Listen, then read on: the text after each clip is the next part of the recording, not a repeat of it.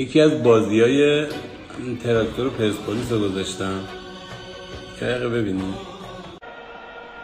به همین ترتیب باز هم بلند یه ضربه سر و توی دروازه مستقیما میزنه با سر توی دروازه جا میگیره. نوری یه پاس خوب، فرصت برای کار پرسپولیس رو چقدر عالی میگیره حامد لک. یه بار دیگه فرصت و خوبه، یه کار خوب برای پرسپولیسی ها. ببینیم با این توپ چه میکنن. خیلی موقعیت خوبی دارن، یعنی اینجوری ساکت بشینن و فوتبال نگاه بکنن. یه فرصت عالی، یه موقعیت توی دروازه. حالا دیگه اونا ساکت نیستن، حالا اونها پرشورترین ها در آزادی هستن. نگاه کنید حالا از راه دور در محوطه جریمه فرصت برای پرسپولیس. عجب توپی که گل. مسابقه دو تیمی راهن، اینجا هم یه گل توی دروازه.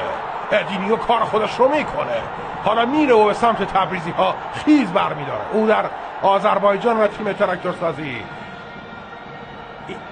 سامان نریمان خودش میره و توی دروازه بهت و حیرت طرفداران پرسپولیس در ورزشگاه آزادی تهران.